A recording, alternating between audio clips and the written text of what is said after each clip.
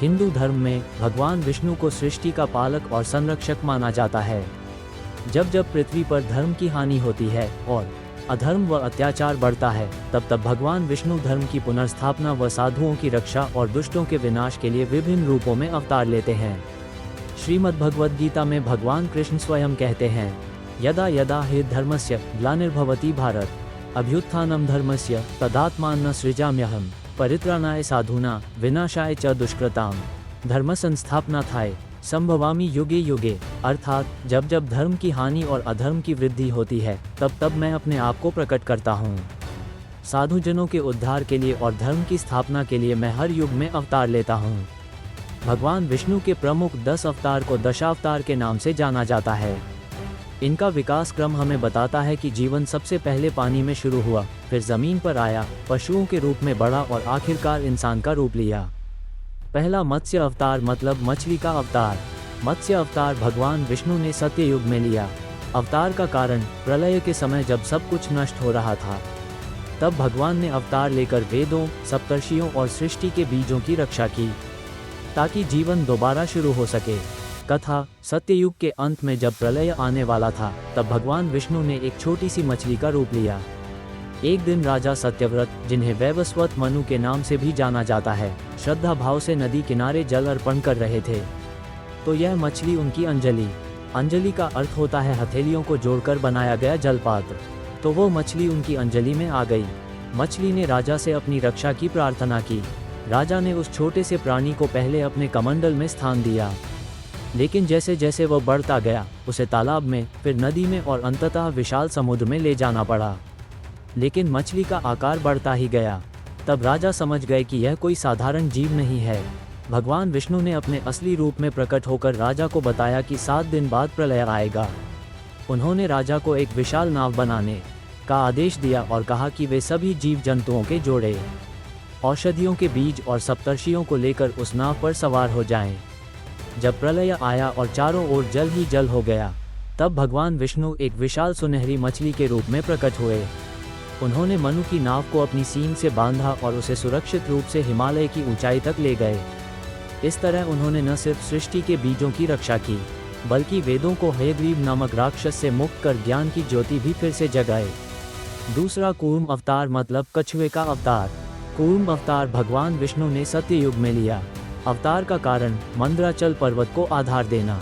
एक बार महर्षि दुर्वासा के श्राप के कारण देवता अपनी सारी शक्तियां खो बैठे। तब संकट में पड़े देवताओं को भगवान विष्णु ने सलाह दी कि वे असुरों के साथ मिलकर क्षीर सागर का मंथन करें, जिससे अमृत प्राप्त हो सके। सागर मंथन की तैयारी में देवताओं और असुरों ने मंदराचल पर्वत को मथनी के रूप में चुना और वासुकी नाग को रस्सी बनाकर चारों ओर लपेटा, ताकि सागर को मथा जा सके। लेकिन जैसे ही मंथन शुरू हुआ, विशाल मंदराचल पर्वत समुद्र में डूबने लगा, क्योंकि उसे टिकाने के लिए कोई आधार नहीं था। तभी भगवान विष्णु ने कछुए का रूप धारण किया और समुद्र की गहराई में जाकर अपनी विशाल और मजबूत पीठ पर मंदराचल पर्वत को स्थापित कर लिया। उनके इस दिव्य समर्थन से समुद्र मंथन संभव हुआ। इस मंथन से 14 रत्न प्राप्त हुए, जिनमें अमृत, ऐरावत हाथी, कामधेनु, कल्पवृक्ष और स्वयं देवी लक्ष्मी भी थीं। इस तरह भगवान विष्णु ने न केवल देवताओं की रक्षा की, बल्कि संपूर्ण सृष्टि के लिए अमूल्य रत्नों की प्राप्ति भी सुनिश्चित की। तीसरा वराह अवतार मतलब सूअर का अवतार। वराह अवतार भगवान विष्णु ने सत्ययुग में लिया। अवतार का कारण हिरण्याक्ष नाम के एक राक्षस से पृथ्वी को बचाना। हिरण्यकशिपु का भाई राक्षस हिरण्याक्ष ने कठोर तपस्या करके ब्रह्मा जी से यह वरदान प्राप्त कर लिया था कि उसे न कोई देवता, न मनुष्य और न ही कोई पशु मार सकेगा। इस अद्वितीय वरदान के गर्व और अहंकार में डूबकर उसने पृथ्वी को अपने वश में कर लिया और उसे उठाकर रसातल संस्कृत का शब्द है, जिसका अर्थ है पाताल लोक के 7 स्तरों में से एक गहरा और अंधकार में लोक है। उसने वहां पृथ्वी देवी को छिपा दिया, जिससे संपूर्ण सृष्टि संकट में पड़ गई। पृथ्वी पर हाहाकार मच गया। तब भगवान विष्णु ने एक विशाल जंगली सुअर का रूप धारण किया, क्योंकि हिरण्याक्ष ने वरदान मांगते समय इस जीव का नाम लेना भूल गया था। वराह भगवान ने रसातल में जाकर हिरण्याक्ष से भयंकर युद्ध किया और उसकी हत्या कर दी और अपनी शक्तिशाली थूथनी पर पृथ्वी को सावधानी से उठाया और उसे पुनः उसकी कक्षा में स्थापित कर दिया, जहां से वह पूरे ब्रह्मांड का संतुलन बनाए रखती है। चौथा नरसिंह अवतार मतलब आधा मनुष्य आधा सिंह।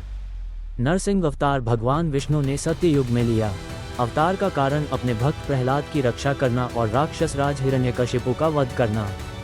कथा हिरण्यकशिपु अपने भाई की मृत्यु से बहुत गुस्से में था और भगवान विष्णु को अपना दुश्मन मानता था। उसने ब्रह्मा जी से यह वरदान मांगा कि उसे न कोई मनुष्य मार सके, न पशु, न दिन में, न रात में, न घर के अंदर, न बाहर, न धरती पर, न आकाश में, और न किसी अस्त्र शस्त्र से उसकी मृत्यु हो।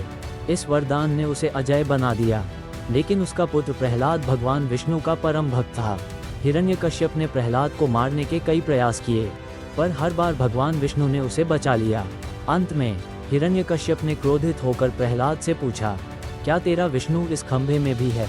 प्रहलाद ने बिना डरे श्रद्धा से उत्तर दिया, हाँ, मेरे भगवान हर जगह हैं, इस खंभे में भी है। क्रोध में हिरण्यकश्यप ने खंभे पर गदा से प्रहार किया। उसी क्षण भगवान विष्णु एक अद्भुत रूप में खंभे को चीरते हुए प्रकट हुए। उनका आधा शरीर मनुष्य का था और आधा सिंह का था। यही था उनका नरसिंह अवतार। उन्होंने हिरण्यकश्यप का वध उस समय किया जब न दिन था, न रात, न महल का अंदरूनी हिस्सा, न बाहर की चौखट, न आकाश, न धरती, बल्कि गोधूली वेला में देहरी पर अपनी जांघों पर लिटाकर न अस्त्र से, न शस्त्र से, बल्कि अपने तेज नाखूनों से उसका सीना चीर दिया। हर नियम का पालन करते हुए उन्होंने अधर्म का अंत और धर्म की स्थापना की। पांचवा वामन अवतार मतलब बौने ब्राह्मण का अवतार। वामन अवतार भगवान विष्णु ने सत्य युग में लिया। वामन अवतार का कारण अहंकार को समाप्त करने के लिए राजा बलि और देवताओं का स्वर्ग उन्हें वापस दिलाना। प्रहलाद के पौत्र राजा बलि एक महान, पराक्रमी और दानी शासक थे, लेकिन अपनी शक्ति के बल पर उन्होंने तीनों लोकों पर विजय प्राप्त कर ली थी। देवताओं के पास जब कोई उपाय नहीं बचा, तब उन्होंने भगवान विष्णु से प्रार्थना की। देवताओं की पुकार सुनकर भगवान विष्णु ने अदिति के गर्भ से एक दिव्य बौने ब्राह्मण बालक के रूप में जन्म लिया। यही था उनका वामन अवतार। वे राजा बलि के यज्ञ में पहुंचे और भिक्षा में केवल 3 पग भूमि मांगी। राजा बलि अपने गुरु शुक्राचार्य के मना करने के बावजूद दान के लिए तैयार हो गए। जैसे ही बलि ने संकल्प लिया, वामन ने अपना विराट रूप ग्रहण कर लिया। उन्होंने पहले पग में पूरी पृथ्वी, दूसरे पग में पूरा आकाश नाप लिया। जब तीसरे पग के लिए कोई जगह नहीं बची, तो राजा बलि ने वचन निभाने के लिए अपना सिर भगवान के चरणों में रख दिया। भगवान ने तीसरा पग उनके सिर पर रखकर उन्हें पाताल लोक का राजा बना दिया और देवताओं को उनका राज्य वापस दिलाया।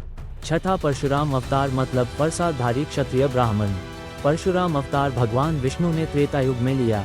अवतार लेने का उद्देश्य अहंकारी और अत्याचारी क्षत्रिय राजाओं का अंत कर पृथ्वी पर धर्म और न्याय की पुनः स्थापना करना था। कथा परशुराम भगवान जमदग्नि ऋषि और रेणुका के पुत्र थे। वे एक ब्राह्मण होते हुए भी क्षत्रिय गुणों से संबलित थे। जब राजा सहस्रार्जुन ने परशुराम के पिता महर्षि जमदग्नि की दिव्य कामधेनु गाय को बलपूर्वक छीन लिया और बाद में धोखे से उनकी हत्या कर दी, तो परशुराम का हृदय क्रोध और पीड़ा से भर उठा। उस समय परशुराम बहुत क्रोधित हुए। उन्होंने अपने दिव्य फरसे से सहस्रार्जुन का वध किया और प्रतिज्ञा की कि वे इस पृथ्वी को अहंकारी और अधर्मी क्षत्रियों से 21 बार मुक्त करेंगे। वे एक आवेशी अवतार माने जाते हैं और उन्हें चिरंजीवी अमर भी कहा जाता है। सातवां राम अवतार। राम अवतार भगवान विष्णु ने त्रेता युग में लिया। अवतार का कारण राक्षस राज रावण का वध कर अधर्म का नाश करना और मानव जाति को एक आदर्श जीवन का मार्ग दिखाना। कथा भगवान विष्णु ने त्रेता युग में राम के रूप में अवतार लिया। वे अयोध्या के प्रतापी राजा दशरथ और रानी कौशल्या के पुत्र थे। राम को मर्यादा पुरुषोत्तम कहा जाता है क्योंकि उन्होंने अपने संपूर्ण जीवन में धर्म, सत्य, वचन, त्याग और कर्तव्य का पालन सर्वोच्च स्तर पर किया। जब राजा दशरथ ने राम को युवराज घोषित किया, तभी कैकेयी के 2 वचनों के कारण उन्हें 14 वर्षों का वनवास मिला। राम ने बिना कोई विरोध किए पिता के वचन की मर्यादा निभाई और वनवास स्वीकार किया। वनवास के दौरान लंका के राक्षस राज रावण ने माता सीता का अपहरण कर लिया। पत्नी की रक्षा और धर्म की स्थापना हेतु राम ने हनुमान, सुग्रीव और वानर सेना के सहयोग से लंका पर चढ़ाई की। भीषण युद्ध के बाद भगवान राम ने रावण का वध किया और माता सीता को सम्मानपूर्वक लौटा लाए। ये केवल अधर्म पर धर्म की विजय नहीं थी, बल्कि एक आदर्श पति, भाई, पुत्र और राजा के रूप में उनके चरित्र की गहराई भी दर्शाता था। राज्याभिषेक के बाद राम ने राम राज्य की स्थापना की, एक ऐसा आदर्श शासन जहां न्याय, सुख, समृद्धि और धर्म का पूर्ण रूप से पालन होता था। 8वां कृष्ण अवतार। कृष्ण अवतार भगवान विष्णु ने द्वापर युग में लिया। अवतार का कारण अधर्म का नाश, कंस जैसे राक्षसों का विनाश और महाभारत युद्ध में पांडवों का मार्गदर्शन करना। कथा। भगवान श्री कृष्ण को श्री विष्णु का पूर्णावतार माना जाता है। उनका जन्म देवकी और वासुदेव के पुत्र के रूप में मथुरा की जेल में हुआ। उन्होंने अपने मामा अत्याचारी राजा कंस का वध किया। भगवान श्री कृष्ण की बाल लीलाएं, गोपियों के साथ रासलीला और महाभारत युद्ध में अर्जुन को दिया गया गीता का उपदेश आज भी पूरी दुनिया में श्रद्धा और ज्ञान का प्रतीक माना जाता है। उन्होंने धर्म की स्थापना के लिए कूटनीति, प्रेम, ज्ञान और शक्ति का अद्भुत समन्वय प्रस्तुत किया। 9वां बुद्ध अवतार। ज्ञान और करुणा के प्रतीक। बुद्ध अवतार भगवान विष्णु ने कलयुग में लिया। अवतार का कारण प्राणियों को अहिंसा, करुणा और आत्मज्ञान का मार्ग दिखाना। कथा। भगवान विष्णु ने बुद्ध के रूप में अवतार लिया ताकि असुरों को वैदिक मार्ग से दूर किया जा सके। ये रणनीति उन्हें कमजोर करने की थी, जिससे धर्म की स्थापना और देवताओं की विजय संभव हो सके। एक लोकप्रिय मान्यता के अनुसार सिद्धार्थ गौतम ने जब जीवन के दुखों को देखा तो उन्होंने राजपाट छोड़ दिया और सत्य की खोज में निकल पड़े। जब सिद्धार्थ गौतम ने बोधि वृक्ष के नीचे गहन ध्यान के बाद आत्मज्ञान प्राप्त किया, तभी वे बुद्ध कहलाए, अर्थात पूर्ण रूप से जागृत व्यक्ति। इसके बाद उन्होंने संसार को दुख से मुक्ति का मार्ग दिखाया। उन्होंने अहिंसा, करुणा और अष्टांगिक मार्ग जैसे सिद्धांतों का उपदेश दिया, जो आगे चलकर बौद्ध धर्म की नींव बने। 10वां कल्कि अवतार। आगामी अवतार। कल्कि अवतार भगवान विष्णु कलयुग के अंत में लेंगे। अवतार का कारण जब कलयुग में धर्म और पाप चरम सीमा पर हो जाएगा, तब धर्म की पुनर्स्थापना के लिए। कथा। ये भगवान विष्णु का भविष्य में होने वाला अवतार है। पुराणों के अनुसार जब कलयुग का अंत हो जाने पर मनुष्य धर्म का मार्ग पूरी तरह से छोड़ देगा, चारों ओर अन्याय, अत्याचार और पाप का बोलबाला होगा, तब भगवान विष्णु कल्कि के रूप में अवतरित होंगे। वे एक सफ़ेद घोड़े देवदत्त पर सवार होंगे और उनके हाथ में एक चमकती हुई तलवार होगी। वे सभी दुष्टों और पापियों का विनाश करके धर्मियों की रक्षा करेंगे और एक नए सत्ययुग का आरंभ करेंगे। भगवान विष्णु के दशावतार न केवल उनके दिव्य स्वरूपों का प्रतीक हैं, बल्कि ये दर्शाते हैं कि जब जब इस धरती पर अधर्म बढ़ा, तब तब उन्होंने समयानुसार अवतार लेकर धर्म की पुनः स्थापना की। ये अवतार न केवल उनकी सार्वभौमिकता और असीम करुणा को उजागर करते हैं, बल्कि यह भी सिद्ध करते हैं कि सृष्टि के संतुलन और जीवों के कल्याण के लिए भगवान सदैव जागरूक और प्रतिबद्ध हैं। दशावतार की यह पवित्र परंपरा हमें ये संदेश देती है कि अंततः धर्म की ही विजय होती है और ईश्वर सदैव अपने भक्तों की रक्षा के लिए उपस्थित रहते हैं। अगर आपको ये वीडियो पसंद आया हो तो इसे लाइक करें, सब्सक्राइब करना न भूलें और अपने दोस्तों के साथ शेयर ज़रूर करें, ताकि आपको आने वाली नई धार्मिक और ज्ञानवर्धक वीडियो की नोटिफिकेशन सबसे पहले मिले। मिलते हैं अगली वीडियो में, तब तक के लिए जय श्री हरि।